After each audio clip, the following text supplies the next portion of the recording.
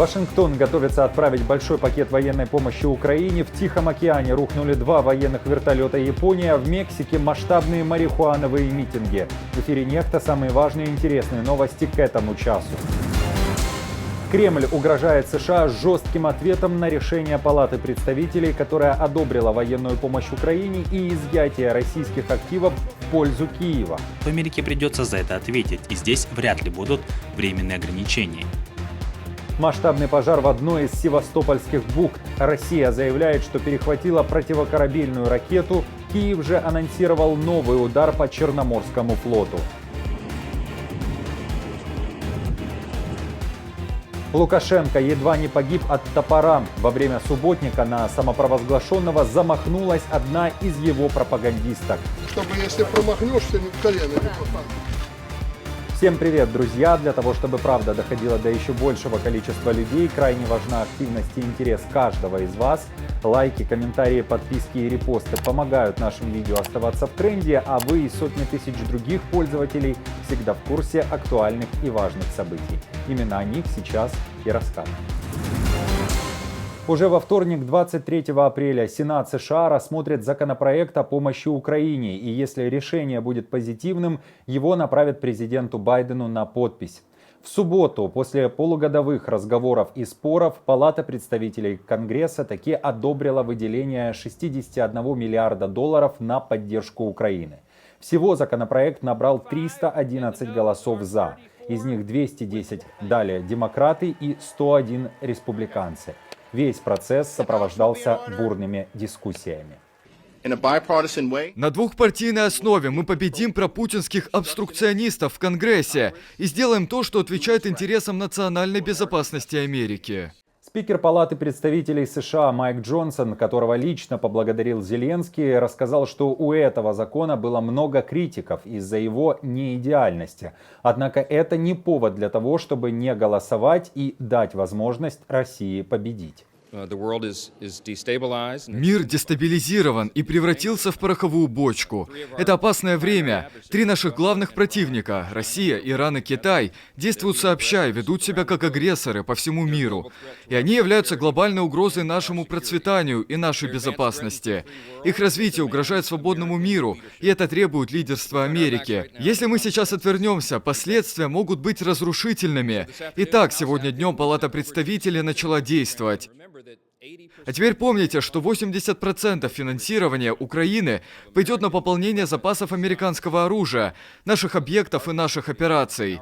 Это также включает жесткие меры и санкции в отношении Ирана, России и Китая, которые, как понимает большинство американцев, являются необходимостью и очень важны. Я сказал это очень просто, я повторю это еще раз. Это старая военная поговорка. Мы предпочли бы направить пули в зону конфликта за границей, чем на наших собственных парней и наши войска. В Киеве заявили, что благодарны за положительный результат. Если Сенат и Джо Байден окончательно утвердят законопроект, то деньги будут распределены следующим образом. Детали раскрыл украинский премьер-министр Денис Шмыгаль. Итак, из почти $61 миллиарда 49,9 миллиардов предназначено на оборонные расходы, 7,8 миллиардов долларов на потенциальную бюджетную поддержку, более 1,5 миллиардов на экономическую помощь и 400 миллионов на средства защиты границ и гуманитарное разминирование. Кроме того, Палата представителей США одобрила законопроект, который предусматривает возможность конфискации в пользу Украины суверенных активов РФ и расширения антироссийских санкций. Теперь американский президент имеет полномочия конфисковывать такие активы и перенаправлять их в спецфонды. Решения Палаты представителей вызвали настоящую истерику в Кремле.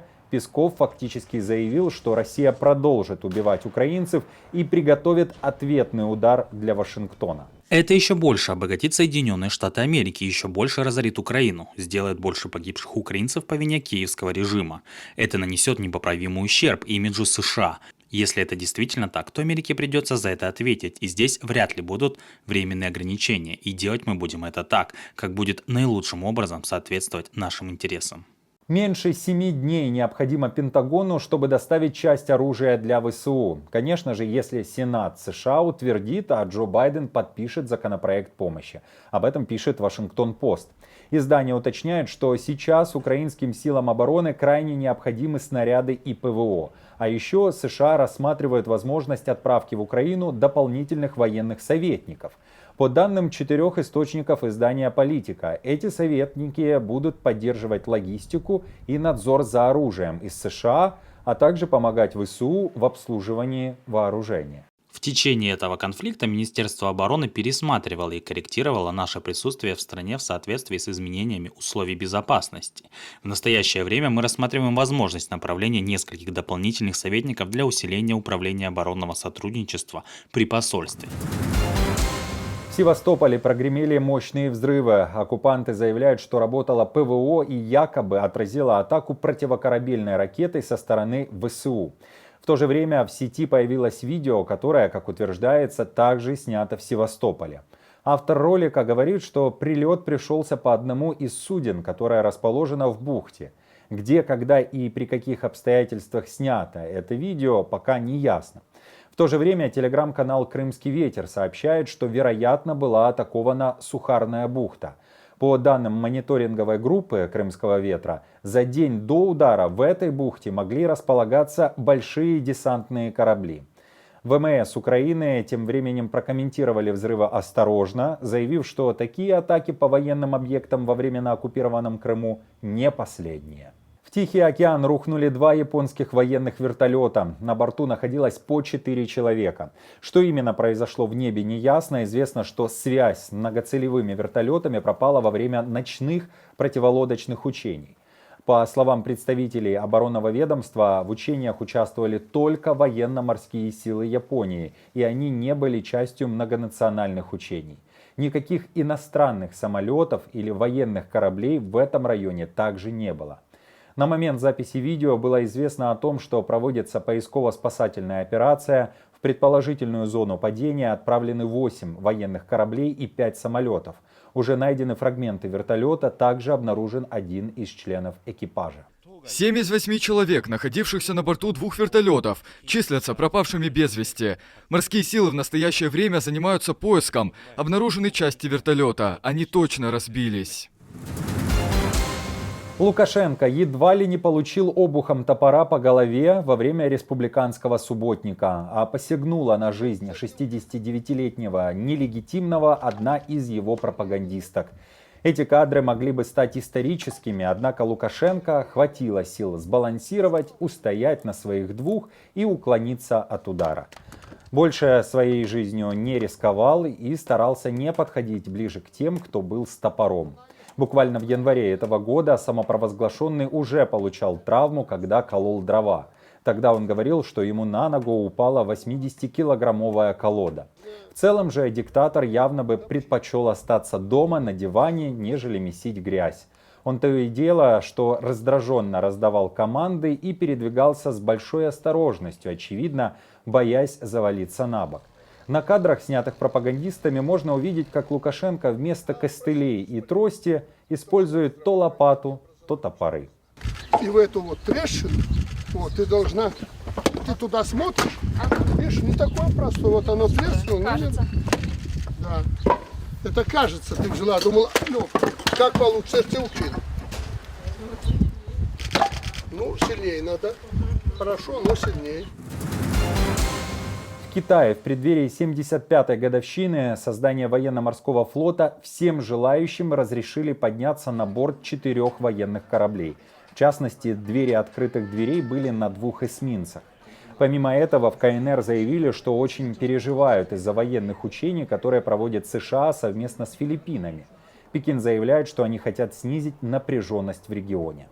Военно-морской флот Китая готов сотрудничать с военно-морскими силами других стран, чтобы продолжать придерживаться принципа многосторонности, отстаивать честность и правосудие, присматривать друг за другом, сотрудничать друг с другом, укреплять безопасность и разделять общую судьбу, а также работать сообща над продвижением глобального и регионального управления океанами. Тем временем в США обеспокоены поведением Китая, в частности, сотрудничеством Пекина и Москвы. В Шанхае и Пекине в ближайшие дни, кстати, ожидают госсекретаря США Энтони Блинкена. На днях он говорил, что Пекин пытается усидеть на 2 стульях.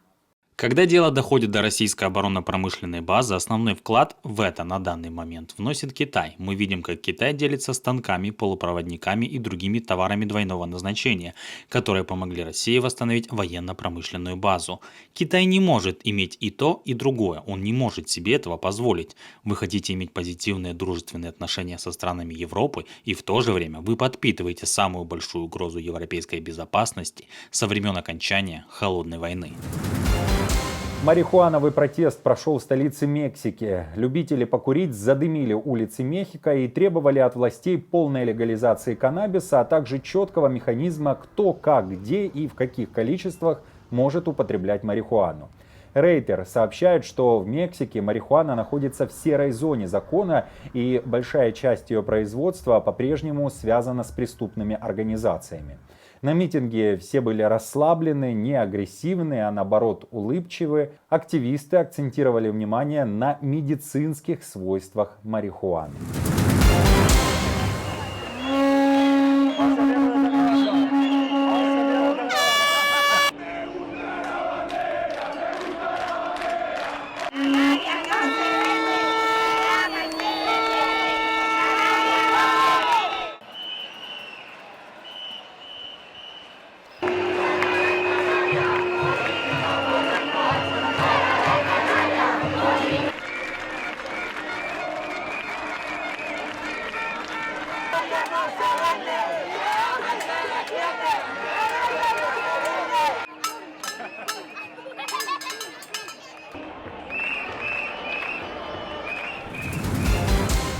На этом пока все. Если вам нравится наша работа, вы можете поддержать ее кнопкой «Спасибо» под роликом или стать постоянным спонсором нашего канала.